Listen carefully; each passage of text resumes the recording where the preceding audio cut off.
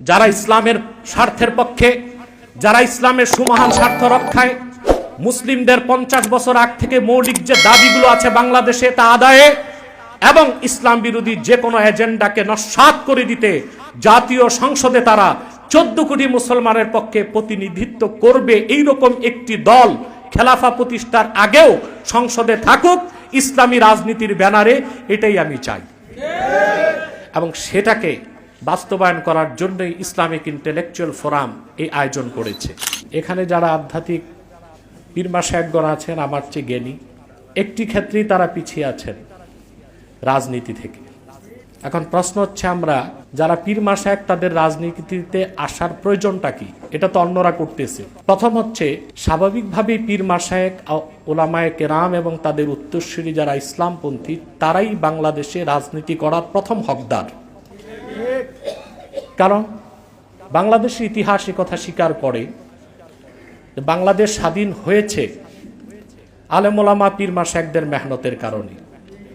Two nation theory বা দ্বিজাতি তত্ত্বের কথা যারা জানি, আমরা জানি পশ্চিম পাকিস্তান মানে আজকের বাংলাদেশে মুসলিম জনসংখ্যা বেশি ছিল বলেই তো এটা পাকিস্তানের অংশ হয়েছে। যদি এখানে হিন্দুদের সংখ্যা বেশি হতো, স্বাভাবিক এটা ভারতের অংশ হতো। আর যদি এটা ভারতের অংশ হতো তাহলে কখনো 71 সালে বাংলাদেশ স্বাধীন হতো না। এখানে মুসলিম পপুলেশনটা হলো কি করে? অসংখ্য পীর মাশায়েখের খেদমতের কারণে। তার মধ্যে অন্যতম শাহ কারামত আলী জৌনপুরী রাহমাতুল্লাহি আলাইহি। ডব্লিউ হান্টার তার দ্য ইন্ডিয়ান মুসলিম বইতে বলেছে, শাহ কারামত আলী জৌনপুরী রাহমাতুল্লাহ নীরব বিপ্লবে তার হাতে 2 কোটি লোক ইসলাম গ্রহণ করে মুসলমান হয়েছে। পরবর্তীতে ফুরফুরার উত্তরসূরি সারসিনা এবং তাদের খোলাফাগণ এদেশে নীরব বিপ্লব করে এসেছে।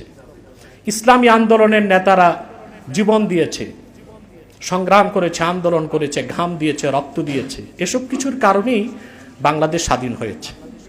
সেজন্য আমি আগেও বলেছি, পরাজিত সরকার দেশে থাকতেও বলেছি, মুজিবকে যদি বলা হয় বাংলাদেশের রাজনৈতিক স্থপতি, মাওলানা কারামত আলী জৌনপুরী হচ্ছেন আধ্যাত্মিক স্থপতি। অতএব আলেম ওলামা পীর মাশায়েখ তারাই তো রাজনীতিতে প্রথম হকদার। কিন্তু আমরা কেন পিছিয়ে আছি? এখন আমাদের মধ্যে কিছু হীনমন্যতা আছে। পীর মাশায়েখ আমরা মনে করি আমাদের পূর্বপুরুষ তো রাজনীতি করে নাই, আমরা করব কেন? এটা একটা বড় সমস্যা। আমাদের দাদাগণ, পূর্বপুরুষগণ যে সময় ছিল সেটা ছিল ইংরেজদের সময়। তখন তাদের চেষ্টাই ছিল মুসলমানদেরকে কিভাবে দ্বীনের উপর প্রতিষ্ঠিত রাখা যায়। সেজন্য তারা রাজনীতির চিন্তাটাও করতে পারেন নাই। কিন্তু তারা তো আমাদেরকে একটি স্বাধীন রাষ্ট্র উপহার দিয়ে গিয়েছেন। এখন আলেম ওলামা কেন রাজনীতিতে আসবে না, এটা আমার প্রশ্ন। তবে আমার ব্যক্তিগত অভিমত হচ্ছে, আমি খেলাফায় বিশ্বাসী কঠোরভাবে। তবে আমি এটাও মনে করি, আয-যারুরাতু তাতাকাদ্দারু বিকদরি যারুরাহ, বিশেষ প্রয়োজনে বিশেষ সময়ে আমি চাই ইসলামের ব্যানারে শক্তিশালী একটি প্রতিনিধি দল জাতীয় সংসদে থাকবে,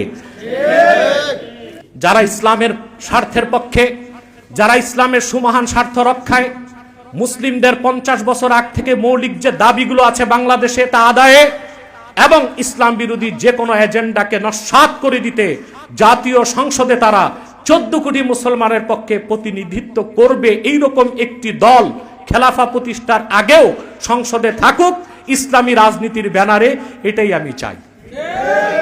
এবং সেটাকে বাস্তবায়ন করার জন্যই ইসলামিক ইন্টেলেকচুয়াল ফোরাম এই আয়োজন করেছে। এখানে পীর মাশায়েখরা অনেক জ্ঞানী, আলেম ওলামা যারা আছেন সবাই জ্ঞানী, সবাই মাসাইল জানেন। ইসলামী রাজনীতিটা দ্বীনের অংশ, এটাকে অস্বীকার করার কোনো সুযোগ নেই। ইবনে খালদুন রাহমাতুল্লাহ তার মুকাদ্দামায় কথাগুলোকে উল্লেখ করেছেন এবং সেই কথার আলোকে বলা যায়, আসিয়াসিয়াতুল ইসলামিয়া জুজউন লা ইয়াতাজাজ্জাউ মিনাল ইসলাম। ইসলামী রাজনীতি পূর্ণাঙ্গ দ্বীন ইসলামের একটা অংশ, এটাকে ইসলাম থেকে বাদ দেবার কোনো সুযোগ নাই। আমরা যেন এটা ভুলে না যাই।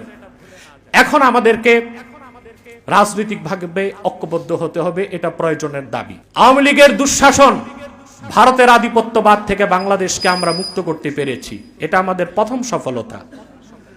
আবার যেন পশ্চিমা আগ্রাসন বাংলাদেশে বিষ দাঁত বসাতে না পারে।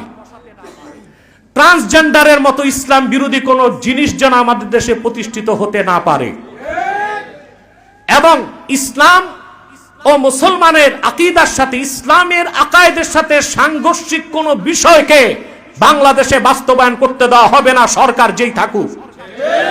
এখন আমরা পীর সাহেবরা যদি 50 লক্ষ মুরিদ নিয়ে মাঠে এগুলো বলি, যারা রাষ্ট্র ক্ষমতায় থাকে তাদের কর্ণকুহরে কথাগুলো তো পৌঁছে না। সেজন্যই আমাদেরকে একটি রাজনৈতিক প্ল্যাটফর্মে আসতে হবে। এটা হচ্ছে এখন প্রয়োজনের তাকাজা। সেটা কিভাবে আসব? প্রথমে তো আমাদের নৈতিকভাবে এই সিদ্ধান্তে পৌঁছতে হবে। হক্কানি পীর মাশায়েখগণ নিজেরা যদি রাজনীতিতে নাও আসেন, অন্তত তাদের প্রতিনিধিদেরকে দিতে হবে। কি আশ্চর্যের বিষয়, আমাদের ট্যাক্স, আমাদের পয়সায় গুলি কিনা হয়, আর ইসলামের স্বার্থ আদায় আমরা যখন মাঠে নামি, আমাদের কেনা টাকার গুলি আমাদের বুকে মারা হয়। এটা আর কতদিন? সুদীর্ঘ 50 বছরে আমাদের সাথে প্রতারণা করা হয়েছে। ছাত্র আন্দোলন সফল হয়েছে একদিনে নয়, ওলামায়ে কেরাম রক্ত দিয়ে এসেছে বহু আগ থেকে। 13 সালের 5ই মে কত হাজার মানুষকে শহীদ করা হয়েছে, তদন্তে বের করে আনা উচিত। পরবর্তীতে ভাস্কর্য বিরোধী আন্দোলনে আলেম ওলামা রক্ত দিয়েছে, এদেশের মুসলমানরা জীবন দিয়েছে। আলেম ওলামা পীর মাশায়েখগণ আন্দোলনের যে অগ্নিয়গিরি সৃষ্টি করে দিয়েছিল, ছাত্ররা সেই আগ্নেয়গিরিতে আগুন লাগিয়ে শুধু অগ্নুৎপাত ঘটিয়েছে। অতএব দেশের সকল নীতি নির্ধারণী কাজে যদি বৈষম্য বিরোধী আন্দোলন সফল করে একটি এমন বাংলাদেশ আমরা গঠন করতে চাই, যেখানে থাকবে জাস্টিস, ন্যায় বিচার, যেখানে প্রতিটি কাজে থাকবে ট্রান্সপারেন্সি, স্বচ্ছতা, আলেম ওলামা পীর মাশায়েখদেরকে বাদ দিয়ে এটা কিয়ামত পর্যন্ত সম্ভব হবে না। সেই প্রয়োজনের দিক লক্ষ্য করে আলেম ওলামা পীর মাশায়েখদেরকে আমি খোলামেলাই বললাম, আগে কথাগুলো বলেছি কিনা আমি জানি না, আমি দুঃখিত, আমি দেরিতে এসেছি। আলেম ওলামা পীর মাশায়েখদেরকে রাজনৈতিক একটি প্ল্যাটফর্ম গঠন করতেই হবে। ব্যক্তিগতভাবে আমি কোনোদিন নির্বাচনে যাব না, এটা আমার নিজস্ব বিষয়, কিন্তু আমি চাই একটি দল সংসদে যেতে হবে। পীর মাশায়েখরাও যদি সরাসরি নির্বাচনে না আসেন, আপনাদের পক্ষ থেকে সর্বাত্মক সহযোগিতা, নৈতিক সমর্থন, আর্থিক সমর্থন দিয়ে একটি রাজনৈতিক প্ল্যাটফর্ম যেটা ইসলামের স্বার্থে কাজ করবে, যারা জাতীয় সংসদে 14 কোটি মুসলমানের পক্ষে কথা বলতে পারবে, সেই রকম পরিবেশ সৃষ্টি করার জন্য আপনাদেরকে এগিয়ে আসতে হবে। এটা আপনাদের কাছে আমার বিনীত আবেদন। অন্যায়ভাবে আলেম ওলামাকে কারাবন্দী করা হয়েছে, তাদের মধ্যে কুখ্যাত একটা জজ ছিল কালামানি। কোঠা বিরোধী আন্দোলনে শুনেছেন, আমাকে সে রাজাকার বলেছিল, এটিএন নিউজে দেখেছেন। আমার জন্ম দেশ স্বাধীনের পরে তো আমি রাজাকার হই কেমন করে? আচ্ছা, ওরা বলেছে, এখন সে পাকড়াও হয়েছে। এখন যে ব্যক্তি আমাকে রাজাকার বলতে পারে, এই রকম পাগল যতদিন আদালতে ছিল কত অন্যায় বিচারের রায় দিয়েছে, সেটাই তো প্রশ্ন। তো সেই রায়গুলো বাতিল করে নতুন করে আমাদের আবার বিচার ব্যবস্থা প্রতিষ্ঠা করে আগে রায়গুলো সঠিক ছিল কিনা এগুলো যাচাই বাছাই করতে হবে। আমি তো কোনো রাজনৈতিক পলিটিক্যাল ফিগার ছিলাম না, আমি তাহরিকে খাতমে নবুয়ত বাংলাদেশের খাদেম হিসেবে কাজ করে যাই। অনেকে আমার অনেক পরিচয় দেয়, ডক্টর কিংবা জোনপুরি পীর সাহেব, এগুলো আমার মৌলিক পরিচয় নয়। আমার মৌলিক পরিচয়, আমি তাহরিকে খাতমে নবুয়ত বাংলাদেশের খাদেম। আমাকেও বিগত সরকার 7টি মামলা দিয়েছিল, তবে একদিনের জন্য আমাকে জেলে নিতে পারে নাই। এটা হয় তাদের ব্যর্থতা, কিংবা আল্লাহ আমাকে আরো সুযোগ সামনে রেখেছেন। জেলে যদি যেতেই হয় তো সামনে যাওয়া হতে পারে, সেটা কামনা করি না, কারণ আল্লাহর কাছে কখনো পরীক্ষা চাইতে নাই, আফিয়াত চাইতে হয়। আমি পরীক্ষা চাই না, কারণ আল্লাহর পরীক্ষা দেবার উপযুক্ত আমি তো হই নাই, আমি আফিয়াত চাই আল্লাহর কাছে। যত নির্যাতন আলেম ওলামা পীর মাশায়েখদের প্রতি হয়েছে, এটার বিচার আমরা চাই। আর বিচারে প্রথম আসামি হিসেবে কাঠগড়ায় কুলাঙ্গার হাসিনাকে চাই।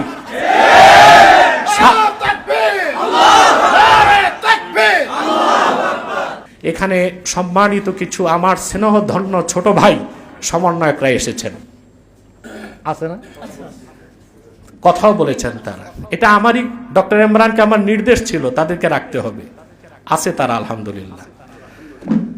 তাদের উদ্দেশ্যে বলবো যে বৈষম্য বিরোধী আন্দোলন সফল হয়েছে, এখন কোনো কাজে যেন আবার বৈষম্য করা না হয়, এটা তাদের খেয়াল রাখতে হবে।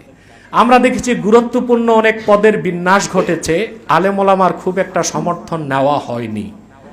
আমি আশা করি সামনে যে কোনো গুরুত্বপূর্ণ নীতি নির্ধারণী কাজে ওলামায়ে কেরামের সমর্থনটা নিতে হবে এবং দেশের আপামর জনতার মধ্যে যারা ইসলামকে ভালোবাসে জীবন থেকে বেশি, তাদের অনুভূতিটার দিকে লক্ষ্য রাখতে হবে। আল্লাহ যেন আমাদের কবুল করেন, আল্লাহ যেন আমাদেরকে মঞ্জুর করেন ইসলামের সুমহান স্বার্থ রক্ষায়, মুসলমানদের সমস্ত মৌলিক দাবি আদায়ে এবং একটি সুন্দর সমৃদ্ধ উন্নত বাংলাদেশ গঠন করার জন্যে আমরা যেন ঐক্যবদ্ধ হতে পারি ওলামায়ে মাশায়েখ, ওলামায়ে কেরাম, পীর মাশায়েখদের তত্ত্বাবধানে। এটাই আমার কামনা। আপনাদের সকলকে ধন্যবাদ জ্ঞাপন করে আমি বিদায় নিচ্ছি। আসসালামু আলাইকুম ওয়া রাহমাতুল্লাহি তাআলা ওয়া বারাকাতুহু।